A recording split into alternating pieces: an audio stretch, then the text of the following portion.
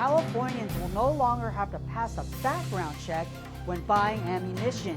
I'm Marcus Esparza, and I'll have the full coverage on that coming up.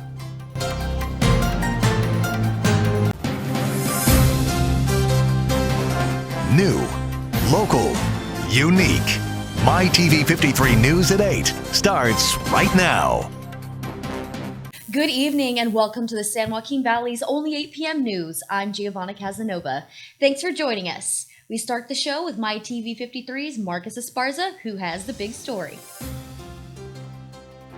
A federal judge rules that Californians will no longer have to pass a background check when buying ammunition.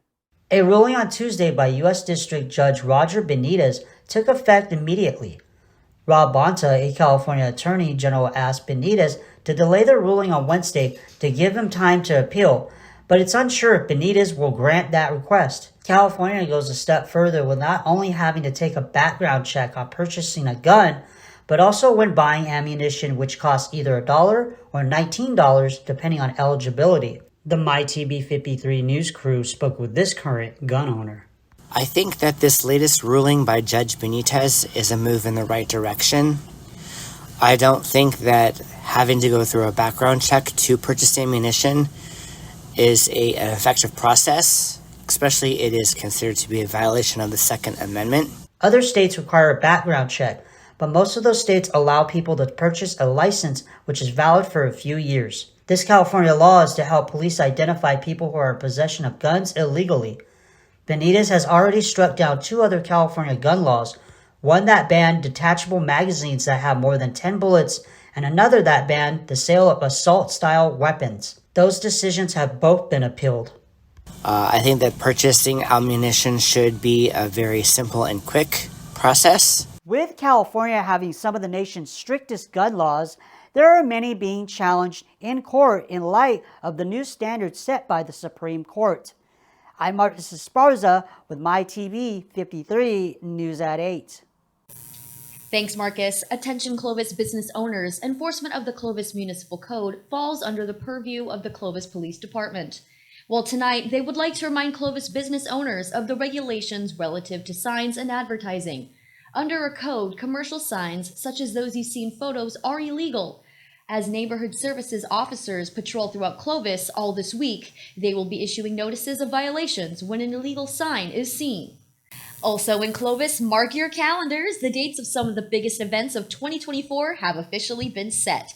And these are just a few of many events you won't want to miss in Clovis this year. For more information, head to visitclovis.com/events calendar. As you can see, Big Hat Days are back in April. Farmers markets on Fridays return in May. Clovis Fest is at the end of September, and the Christmas Parade is set for December 7th. Time is running out to apply for an affordable internet subsidy. The Federal Communications Commission predicts the Affordable Connectivity Program, which gives people $30 to $75 a month for high-speed internet and one-time $100 credit for a computer or tablet, will run out of money in April. Barring congressional action in the next few days, your last chance to apply for the program is Wednesday at 8:59 p.m. If Congress fails to allocate additional funding, nearly 23 million people nationwide and 2.9 million Californians, nearly 1 in 7 residents, will lose affordable high-speed internet funding. In Los Angeles alone, nearly 800,000 people currently receive the high-speed internet subsidy, intended to narrow the digital divide. An end to the federal program would also spell the end of a California pilot program to see whether states' broadband funding will get more people connected to high-speed internet. You can learn more about this at calmatters.org. And finally, in your first few minutes of nonstop news at 8, both military and with a diplomatic push, the U.S. is trying to contain a broader war in the Mideast. With the backdrop of Israel's war against Hamas, Iran-backed forces in the region are committed to continuing their attacks against Western interests. VOA's Veronica Valderes Iglesias reports. Even after a U.S.-led coalition successfully struck 36 Houthi targets in Yemen on Saturday, The United States can't rule out more attacks by the Houthis or by Iran-backed militias in the Middle East, warned National Security Advisor Jake Sullivan on ABC's This Week show. The central purpose of the strikes has been to take away capabilities from the Iranian-backed militias in Iraq and Syria that are attacking our forces and from the Houthis that continue to threaten Red Sea shipping.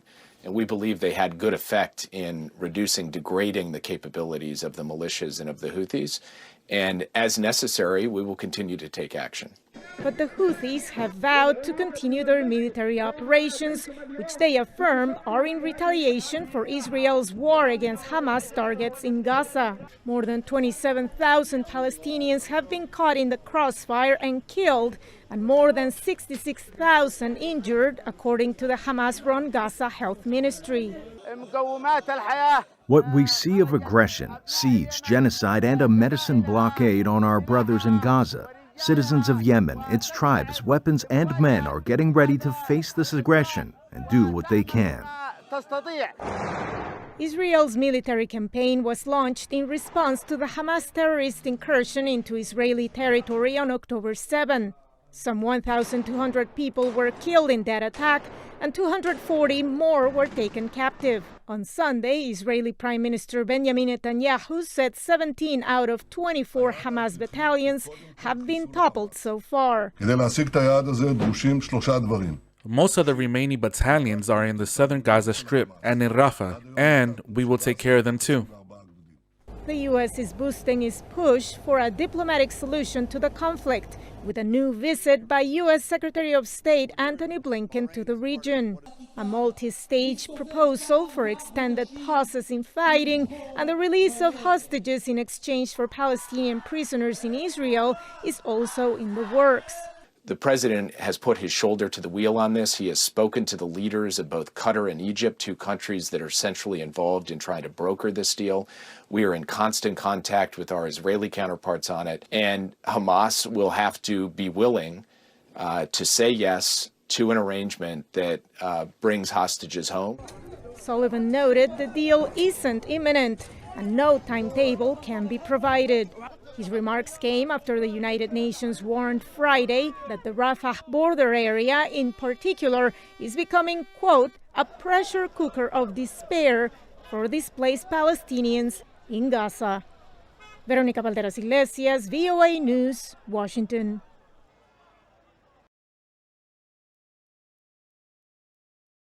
Well, that does it for your first few minutes of Nonstop News at 8, but don't go anywhere because we have more news ahead, plus a look at your weather.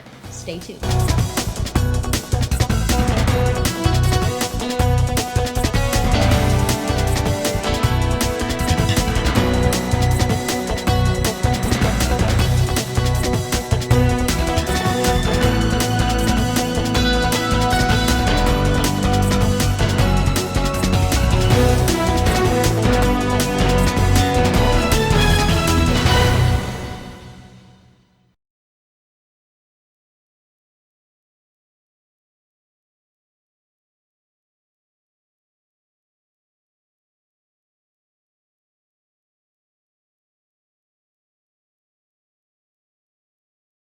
Welcome back, and time to see what's happening in Kern County for our viewers watching on KNXT. Here's Ali Soper.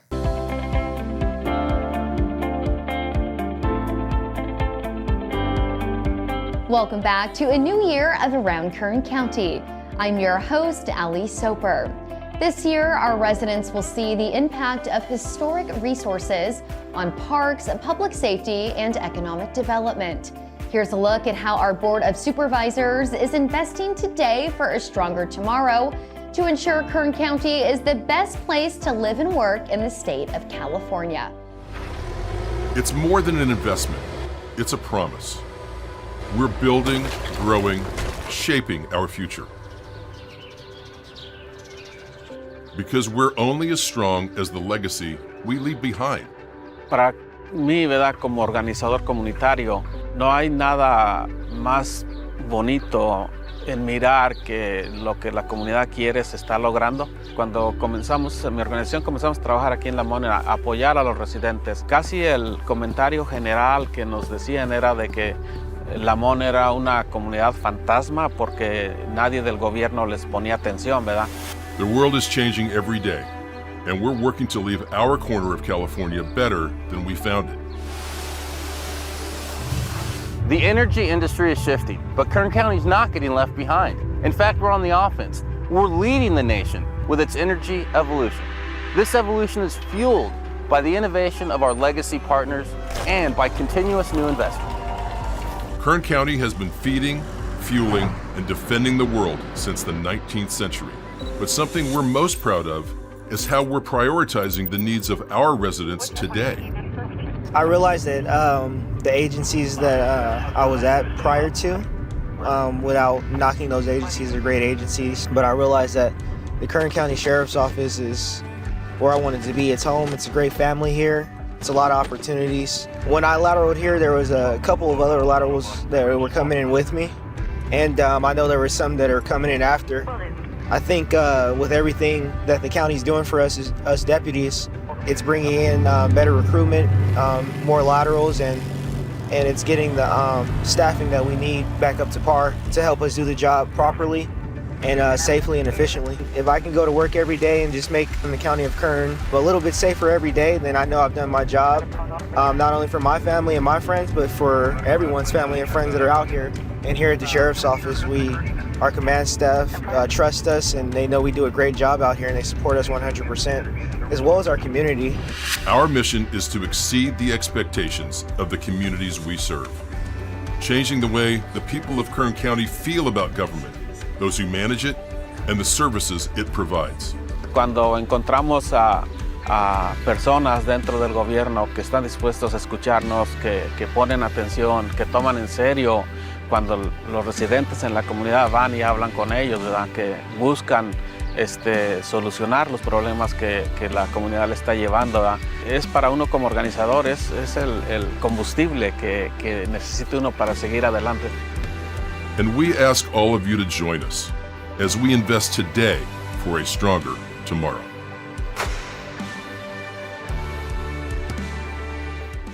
That was Ali Soper reporting.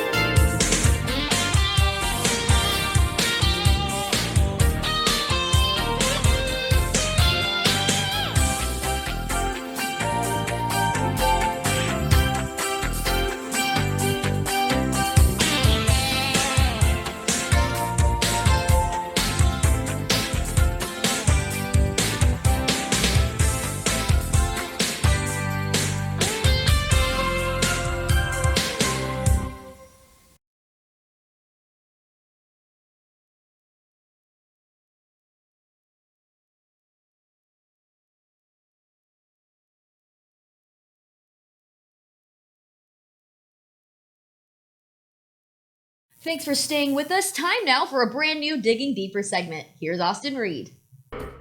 So first off, tell us a little bit about what happened today and how we got here. Okay, so I am a task force officer with the Drug Enforcement Administration.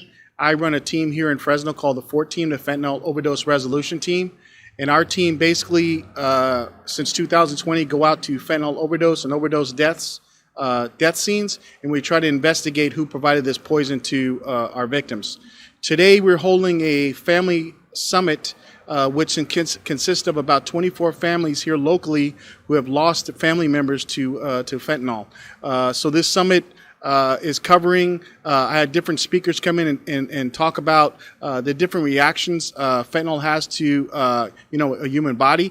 But the main goal of today's summit was to give hopefully some closure to these families, but not only that, also convince them or try to tell them that it was not their fault that their families passed away from fentanyl or experienced a fentanyl overdose. And then secondly, to try to get them, to help us out with an educational campaign to get out there and tell the community here about the dangers of fentanyl.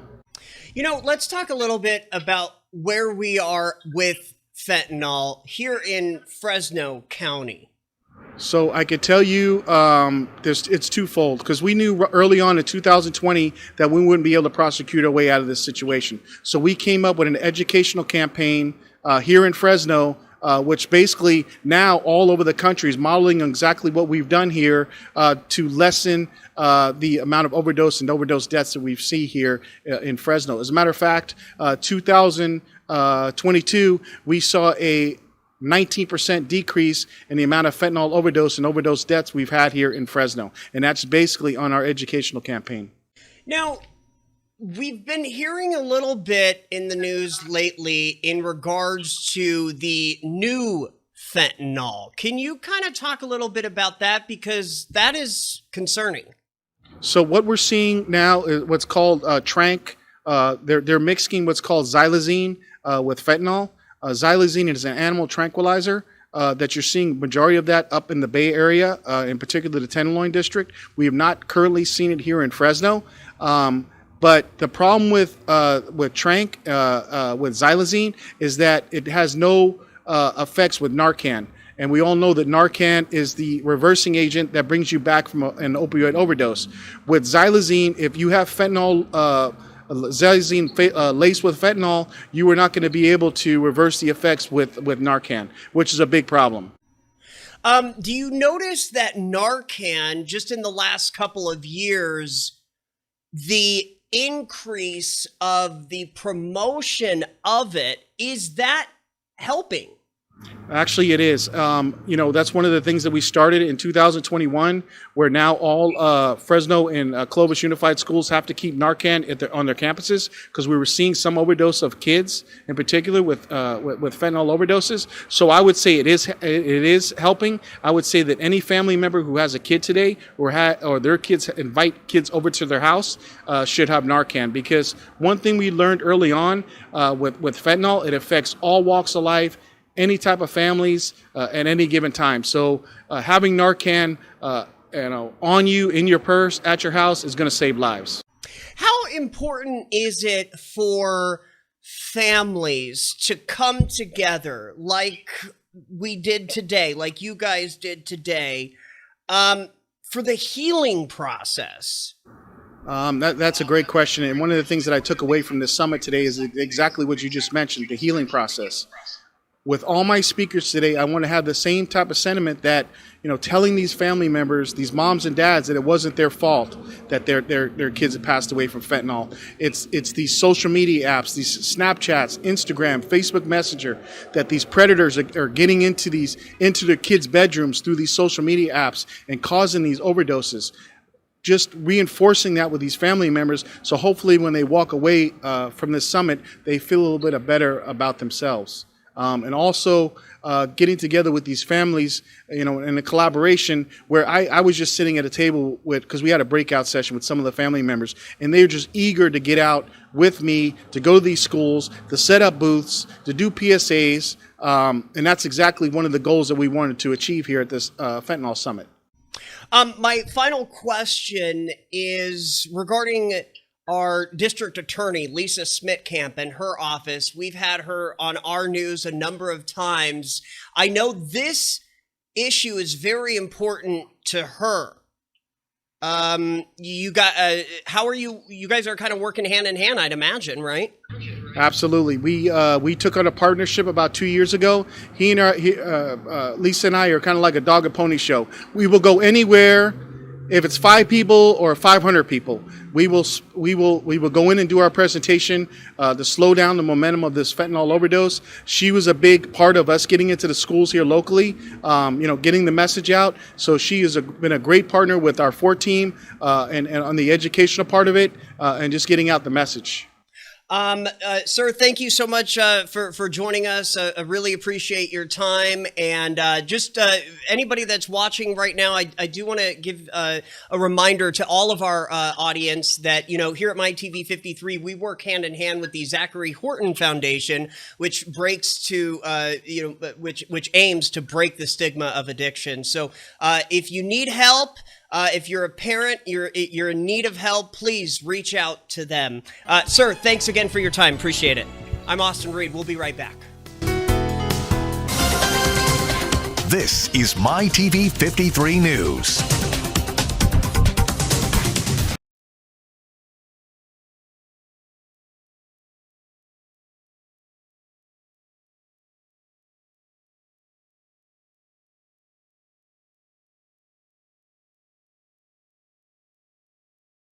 Finally tonight, all new from the Madera Unified School District, they are highlighting a number of events that have transpired over the last several weeks. On December 14th, Madera Unified distributed 450 winter sweaters to students at Sierra Vista Elementary, courtesy of a donation from Ahmed Mike Alamari, president of Pacific Farm Management and Cal Pacific Supply Incorporated. A Madera native and alumnus of Madera Unified Schools, Alamari expressed his desire to continue giving back to the community after donating nearly 1,500 jackets and sweaters to MUSD students over the past 3 years. The sweaters have the district's motto, "We Believe," on the front, symbolizing Madera Unified's confidence in their students and dedication to champion and fostering self-belief for their success. Thank you to Mr. Alamari and everyone else involved.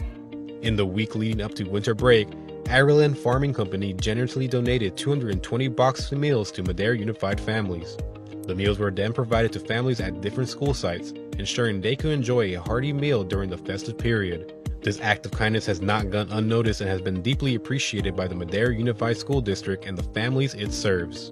Chavez Elementary School held its 16th annual Community Pancake Breakfast where over 1,500 parents, staff, and community members were served. The event is a heartwarming expression of gratitude and love for the Chavez community and its parents. Since 2006, students, teachers, and volunteers have united to create an experience that fosters togetherness and appreciation. During the breakfast, students prepared and cooked pancakes on griddles in various classrooms, allowing them to give back to their families and teachers. The event provides a delicious meal and teaches students the value of sacrifice and community building. We would also like to thank the Central California CHP for donating toys for the Chavez students.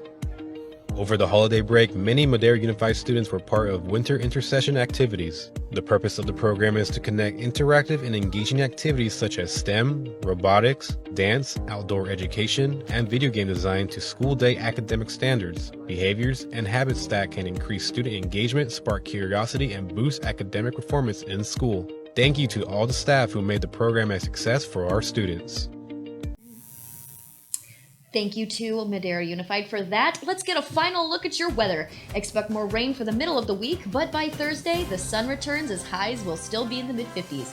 Expect more mountain snow on Wednesday. And that does it for tonight's 8 p.m. news. I'm Giovanna Casanova. Thanks for watching, and we will see you again tomorrow.